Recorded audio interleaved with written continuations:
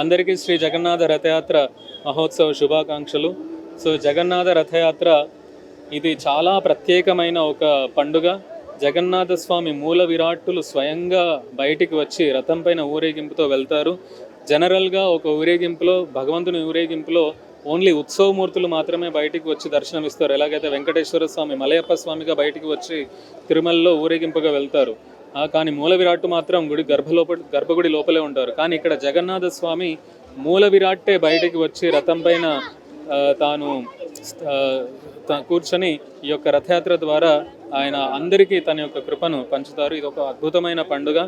ఈ యొక్క పండుగ యొక్క అంతరర్థం ఏంటంటే, భగవంతుడు ద్వారక నుండి బృందావనానికి పయనిస్తూ ఉంటాడు. బృందావనంలో తన యొక్క భక్తులైనటువంటి రాధారాణి, నంద, యశోద, గోపాలురు, గోపికలు, సో వీళ్ళందరినీ కలవడానికి ఆయన వెళ్తూ ఉంటారు, బృందావనం వెళ్తూ ఉంటారు. సో రథయాత్ర యొక్క ముఖ్య ఉద్దేశం అది.